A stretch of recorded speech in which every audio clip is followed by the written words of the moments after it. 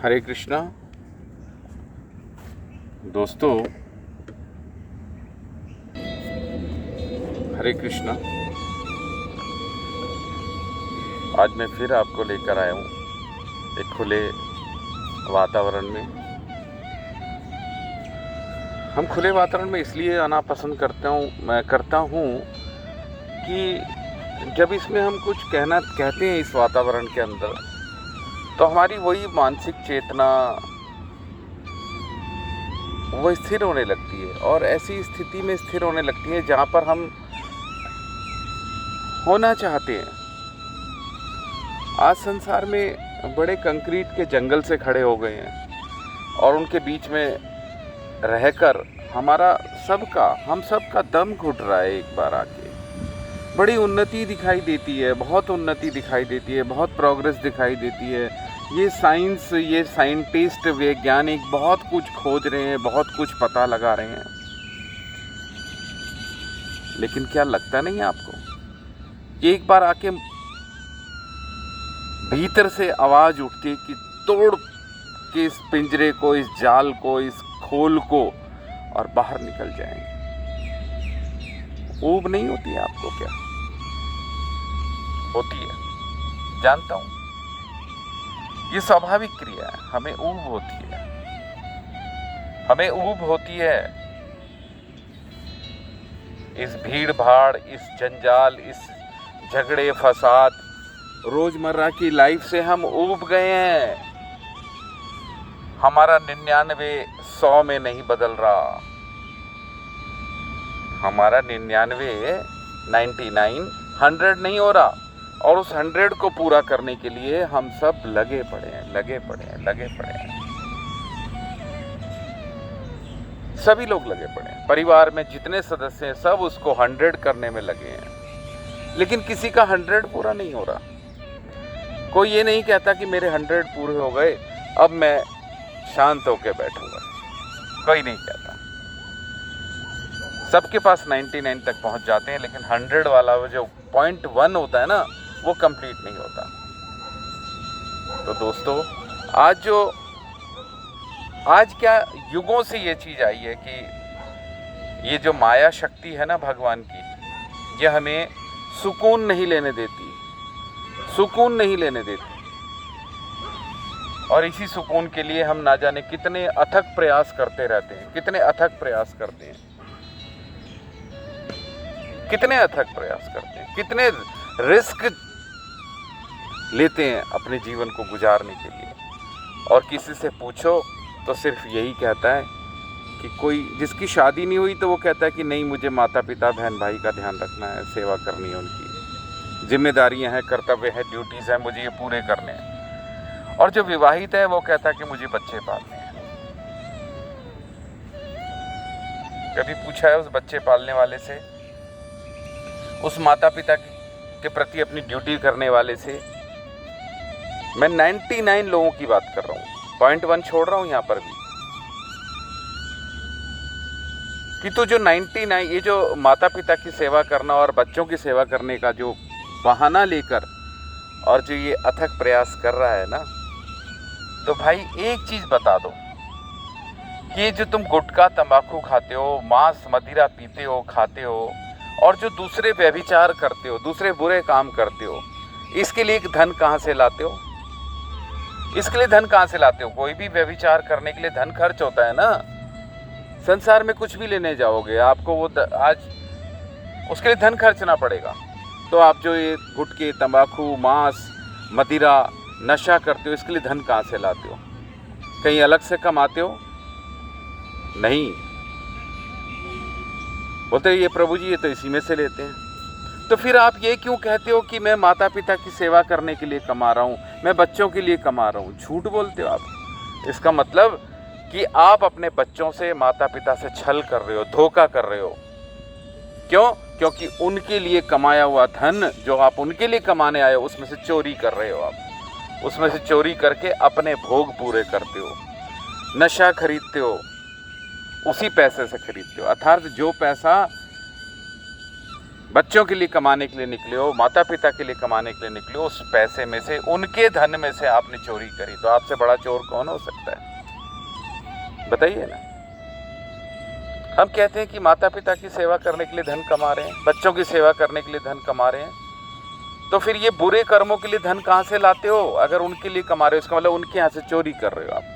तो वास्तव ये निकला, हकीकत ये निकलती है, अर्थ ये निकल कर आ रहा है कि आप अपने बच्चों, माता पिता के प्रति, पति पत्नी बच्चों के प्रति भी सच्चे नहीं हैं, सच्चे नहीं हैं, है कि नहीं? सच्चे नहीं है, झूठ बोलते हैं आप अपने बच्चों के धन में से पैसा चुरा रहे हो, माता पिता के धन में से पैसा चुरा रहे हो। क्या ये सही है? यही मनुष्य का गुण होना चाहिए, यही हमारे कर्तव्य हैं, यही हमारी ड्यूटीज हैं। और फिर जहाँ तक राष्ट्र की बात आती है, राष्ट्र के लिए भी बात करते हैं, समाज के लिए भी बात करते हैं, तो बताइए राष्ट्र को किस दिशा में ले जा रहे हैं आप ये नशा करके? नशे का धंधा करके खाने वाले या बनाने वाले या बेचने वाले राष्ट्र को ले जा किस दिशा में रहे हैं? कौन सी आर्थिक उन्नति करना चाहते हैं इसको बेच के और इसको खा के? कौन सा समाज में प्रतिष्ठा प्राप्त करना चाहते हैं इस नशे से? जब आप कर लेंगे तो आप बड़े प्रतिष्ठा को प्राप्त करेंगे, यश प्राप्त करेंगे। जब आप हाई फाई आप कहने में आता है, मैं अक्सर सुनता हूँ लोगों से कि कहते हैं, अरे प्रभु जी आजकल तो ये माहौल है। माहौल है, माहौल है माहौल, ये माहौल को जीना चाहते हो? इस माहौल को जीना चाहते हो? ये माहौल तुम्हें जीवित कर सकता है, ये माहौल तुम्हें प्राणवायु दे सकता है। ये सारा माहौल मिलकर आपकी प्राणवायु को ख़त्म कर रहा है, ऑक्सीजन की कमी हो जाएगी, हो रही है। हम किस तरह से फ़िल्टर यूज़ करते हैं। अब तो सरकारें स्मोक टावर लगाने लगी हैं कि जिससे वायु शुद्ध हो सके, ऑक्सीजन मिल सके, प्राणवायु मिल सके। देखिए ना, जल संशोधित करने के जगह जगह यंत्र लग गए हैं, किस लिए? कि जल को शुद्ध किया जा सके। तो जल आपका शुद्ध नहीं है, वायु आपकी शुद्ध नहीं है। और ध्वनि, जिस वातावरण में शंख की ध्वनि, करताल की ध्वनि, मृदंग की ध्वनि गूंजनी चाहिए, भगवान के कीर्तन के नाम गूंजने चाहिए, वहाँ पर क्या गूंज रहा है? क्या गूंज रहा है? कभी सोचा है साउंड पोल्यूशन के बारे में? क्या सुन रहे हैं हम? क्या चीज़ हमारे कानों में जा रही है निरंतर? क्या जा रही है और हम क्या सुनना चाहते हैं? मित्रों, मेरा सिर्फ मकसद यही है और आगे तक भी रहेगा कि पवित्र बनो, शुद्ध करो अपने वातावरण को। क्या धरोहर दोगे अपने आने वाली पीढ़ियों को? क्या दे के जाओगे? क्या कभी सोचा है? नहीं। इसलिए पुण्य कर्म भी और धर्म भी वहीं पर स्थापित होता है जब व्यक्ति अपने कर्मों से, अपने आप से शुरू करता है। अपने आप से शुरू करने का तात्पर्य क्या है? अपने आप से शुरू करने का तात्पर्य ये नहीं कि मैं किसी को कुछ दे दूं, मैं किसी को ये कर दूं, धर्म पुण्य सब कमा लूं। नहीं, जब तक मैं धर्म का पालन नहीं करूंगा तब तक वो पुण्य कहीं लगेगा भी नहीं। अर्थात पहले मुझे अपने चरित्र को, मुझे अपने व्यवहार को, मुझे अपने खान पान को शुद्ध करना पड़ेगा। जानते हैं, मुख से निकला हुआ एक एक वाक्य इस पृथ्वी को 7 बार बांध लेता है। जानते हैं? कोई बताता है आपको? नहीं बताएगा दोस्तों, नहीं बताएगा। क्योंकि सनातन धर्म के अंदर कुछ लोग ऐसे आके बैठ गए हैं कि जो श्रेष्ठ मार्ग बताना ही नहीं चाहते, बताना ही नहीं चाहते। क्योंकि आप श्रेष्ठ मार्ग पर चले गए तो उनकी रोजी रोटी कैसे चलेगी? कैसे चलेगी? पुण्य कर्म करने भी हैं तो कैसे करने हैं? धर्म का पालन करना भी है तो कैसे करना है? ये कोई नहीं बताता, कोई नहीं बताता। और जो बताने वाले मिल भी जाए ना तो हम उनसे किनारा करते हैं, किनारा करते हैं। मैं अपने आप को नहीं कह रहा कि मैं सब कुछ बताता हूँ, लेकिन इस तरह के खोलने वाले मेरे गौड़ीय संप्रदाय में बहुत से श्रेष्ठ वैष्णव हैं जो सच्चाई बताते हैं, लेकिन उनके सत्संग में भीड़ नहीं हुआ करती, क्योंकि वो आपके खान पान को शुद्ध करने का इशारा करते हैं, आपके रहन सहन को शुद्ध करने की तरफ इशारा करते हैं, आपके पहनावे, ओढ़ने, बोलचाल की भाषा को शुद्ध करने की तरफ इशारा करते हैं। मित्रों, कभी वैष्णवों के पास आके तो देखो, वैष्णवों के पास आके तो देखो। मैंने पहले भी अपनी वीडियो में कहा था, शास्त्र कह रहे हैं, पद्म पुराण कह रही है, भागवतम कहती है कि गंगा जल एक लंबे समय के बाद जीवन व्यक्ति को पवित्र कर पाता है, लेकिन वैष्णवों के निकट जाने मात्र से जीव पवित्र हो जाता है, शुद्ध हो जाता है। कभी प्रैक्टिकल करके तो देखो।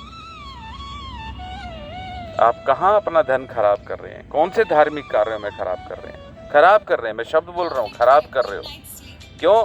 क्योंकि आपका जो वो मोटो है वो वहाँ पर पूरा नहीं हो रहा। आप जिस पुण्य को कमाना चाहते हैं वो पुण्य शुद्ध वैष्णवों के पास मिलेगा। उनके द्वारा अपने धन को भगवत भक्ति में लगाएं। आप पूजा पाठ नहीं कर पा रहे, कोई बात नहीं। आप शुद्ध भक्ति नहीं कर पा रहे किसी कारण से, कोई बात नहीं। बहुत सारी विधियां हैं, आपको भक्ति प्राप्त होगी, भगवान की कृपा प्राप्त होगी। भगवान की कृपा, मेरा इशारा हो रहा है भगवान की कृपा।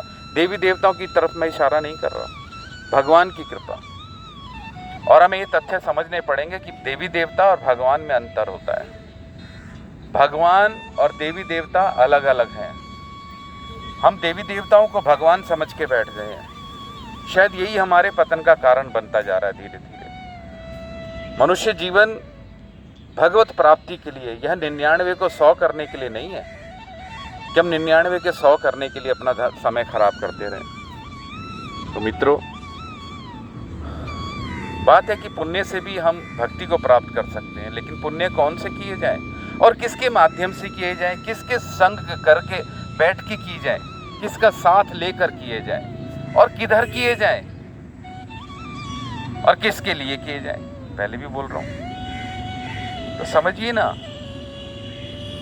समझिए। हम बोलते रहते हैं कि जो नियरेस्ट हैं, मेरे आसपास के लोग रहने वाले हैं, हम तो दूर आने के लिए भी तैयार हैं। आप बुलाएंगे तो हम लोग आएंगे।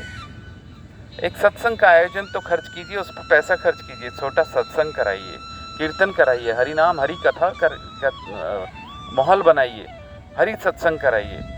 ये आपको कराना पड़ेगा, क्योंकि मनुष्य जीवन इसी का नाम है। मनुष्य जीवन जब तक भगवान की सेवा में नहीं लगेगा, इसकी मुक्ति का मार्ग खुलता ही नहीं है। मुक्ति का मार्ग ही नहीं है कोई। अगर कोई आपको मुक्ति का मार्ग इससे हट के कोई बता रहा है तो वो आपको भ्रमित कर रहा है, वो आपको भ्रम में फंसा रहा है। जो हमारे घरों में परिपाटी के द्वारा पैतृक तरीके से जो पूजा पाठ की जा रही है, वो वास्तव में भक्ति का मार्ग नहीं है। हमें शास्त्रों की तरफ मुड़ना पड़ेगा अगर हमें वास्तव में अपना उद्धार और कल्याण करना चाहते हैं तो। वरना हम ऐसे ही बस कुत्ते बिल्ली कमाने खाने निकलते हैं। हम लोग भी वही करे जा रहे हैं। हमारा उद्देश्य पता ही नहीं, मनुष्य जीवन का उद्देश्य क्या है, क्या प्राप्त करना है। ऐसी भीड़ लगी हुई है, भागे जा रहे हैं, दौड़ लगा रहे हैं, सब ट्रैफिक जाम, ये जाम, जहाँ देखो भीड़ लगी हुई है। कोई अर्थ नहीं है पता किसी को कि मकसद क्या है। चर्चा करूंगा, आगे भी जुड़े रहिएगा। हरे कृष्णा।